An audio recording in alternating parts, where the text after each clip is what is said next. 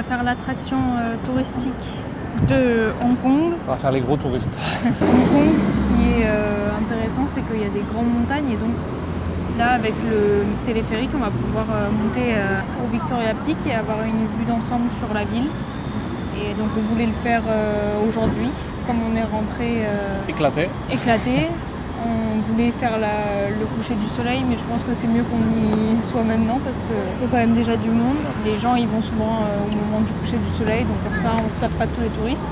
Mais je trouve qu'il n'y a pas beaucoup de touristes dans la ville, ou alors ils sont très discrets. Non, je pense que c'est pas encore la grande période touristique. Puis il n'y a pas les bus de touristes comme on a pu voir en Chine, et c'est assez agréable.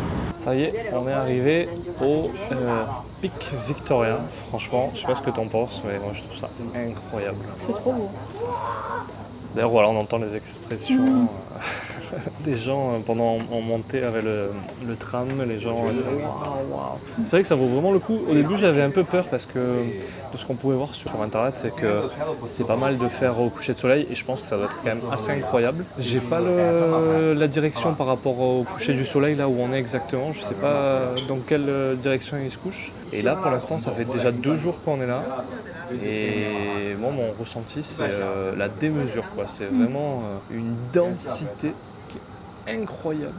J'avais jamais vu ça personnellement. Et en fait, de ce qu'on pouvait lire, c'est que... Parce que du coup, moi, ça me faisait penser un peu à New York, même si on n'a jamais été. Un peu de ce qu'on peut voir dans les films et tout ça. Et ce qu'on a pu lire, c'est que l'idée que se font les gens de New York s'apprécie mieux ici qu'à New York même. Donc c'est assez rigolo parce que du coup, je pense que limite, si on va à New York, après on va être déçu par rapport à ce qu'on a vu à Hong Kong. Mais ce niveau de densité, on marche dans la rue avec les gros buildings de partout collés, c'est incroyable. Et encore une fois, c'est pas une ville d'un point de vue...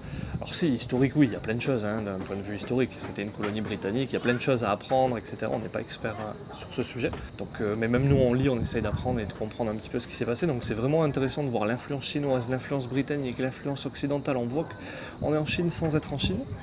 Mais d'un point de vue purement bâtiment historique, comme on peut retrouver au Japon, en Chine, dans certaines villes, avec beaucoup de bâtiments anciens, quoi qu'on en voit avec un petit peu des bâtiments avec une architecture un peu occidentale. Mais là, c'est surtout, vraiment, c'est le waouh, quoi. Ce qu'on recherche pour les personnes passionnées d'histoire, c'est peut-être pas le meilleur endroit, mais vraiment pour être impressionné et avoir le waouh, je pense que ça vaut vraiment le coup. On va tester un restaurant typique. Il a le Michelin depuis 2012, donc ça fait 14 ans que tous les ans il a Michelin. Et en fait c'est un peu glauque parce qu'on est tous ensemble et on partage une table avec des inconnus et tout le monde fait ça apparemment. Et donc le restaurant c'est Sister Roi. Et donc là on va goûter le beef brisket. Donc on va voir ce que c'est, ça a l'air pas mal. Apparemment c'est une spécialité hongkongaise. On partage une table. C'est vraiment C'est original. assez... Ça t'a l'air bon? Ouais, comment on dit, un bouillon. Ouais, ça va l'air mauvais, ouais, c'est ça. On va pouvoir goûter. On a réussi à trouver une table On seule. a réussi à se déplacer et ils ont mis 2 filles à côté. Et on a pris des noodles à l'œuf. C'est ça. Par contre, ça a l'air très très chaud. Ça sent plutôt bon. Alors apparemment, c'est vraiment un plat typique de Hong Kong. La viande est bonne, ouais. Elle est fondante, hein. Elle est très bonne. Ouais, elle est très bonne. Les pâtes, je les trouve un peu moins... Ouais, les pâtes, elles ont pas de goût.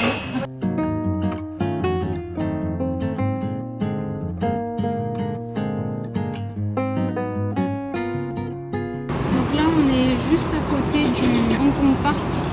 On est passé par la Street Star Road qui nous a été conseillée. Et c'est vrai que le quartier il est vraiment super beau. On voit vraiment l'immensité des bâtiments, c'est un truc de fou. Parce qu'on n'est jamais allé à New York. Non. Je pense que si on y était allé, ça nous ferait penser peut-être, je pense, à New York. Ça fait un mélange un peu comme on peut voir dans les films New York et un mélange aussi comme on peut voir dans les films de Londres avec les bus, le tramway, etc. C'est rigolo. Ouais, parce qu'on est venu en tramway, avec le tramway à 2 étages qu'il y a comme à Milan aussi. Et c'est vrai que c'est rigolo, moi j'aime bien prendre le tramway comme ça. C'est vrai que c'était le point positif que j'aimais bien à Milan, c'était de prendre le tramway comme ça. Parce qu'on peut voir vraiment la ville d'en haut, et c'est vrai que c'est pas mal. Et puis c'est pratique parce que on rentre vite et on sort vite. C'est pas comme le métro où il faut rentrer, il faut passer d'une station à une autre, plusieurs sorties. Là c'est vraiment rapide. Donc c'est vrai que c'est pratique. Et en plus comme il fait chaud, les portes sont ouvertes et tout est... Là, c'est plutôt agréable. Pour le moment c'est plutôt cool. Alors c'est sûr que c'est pas d'un point de vue entre guillemets culturel, comme on peut retrouver quand on va aller dans des pays type même la Chine par exemple, avec beaucoup de bâtiments, c'est un peu moins ça, parce qu'à Hong Kong c'est plus connu pour être la finance et ainsi de suite. Mais pour une expérience, je pense que ça se fait assez rapidement. Après voilà, c'est sûr que les prix sont différents, c'est pas la même chose. Mais moi ce qui m'impressionne le plus, c'est vraiment j'ai l'impression qu'au niveau des voitures taxis, c'est figé dans le temps. J'ai la sensation que c'est, tu vois, là on voit, on est dans les années 80 quoi. C'est vrai qu'on a l'impression un peu d'être dans un film parce que les bus aussi sont un peu à l'ancienne et de voir les trams aussi comme ça fait un peu aussi à l'ancienne. Et là on est sur l'axe du feng shui parce qu'il disait que c'était un nouveau bâtiment qui avait été construit, enfin nouveau, dans les années 2000 je crois, avec un trou au milieu pour laisser justement l'énergie passer. Et donc juste derrière nous il y a le Hong Kong Park. Mais la montagne. Avec la montagne. Et on a d'ailleurs les deux drapeaux, le drapeau de Hong Kong et le drapeau de la Chine, avec celui de la Chine qui est un tout petit peu au-dessus de Hong Kong pour dire qu'ils sont plus gros. Et plus gros. Pour montrer l'importance et la supériorité de la Chine vis-à-vis de Hong Kong.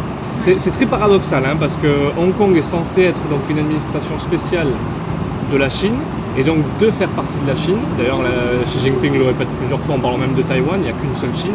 Mais en même temps il y a quand même un statut spécial avec Hong Kong, Macao, Taïwan.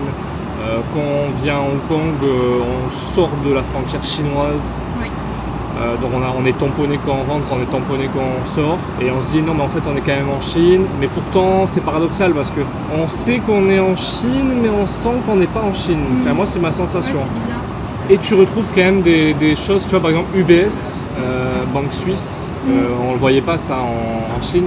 On a vu BNP Paribas, AXA, tu vois des choses vraiment, des entreprises occidentales qu'on ne retrouve pas en Chine. Et là tu les retrouves, tu vois qu'il y a quand même un fort impact occidental ici. Oui. Même si encore une fois voilà, on est en Chine sans être en Chine, c'est une sensation.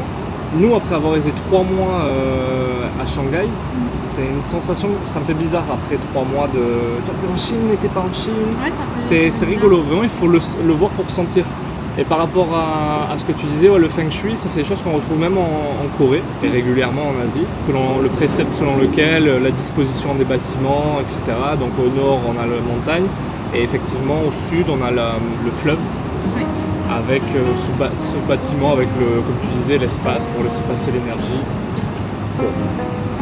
Pourquoi pas.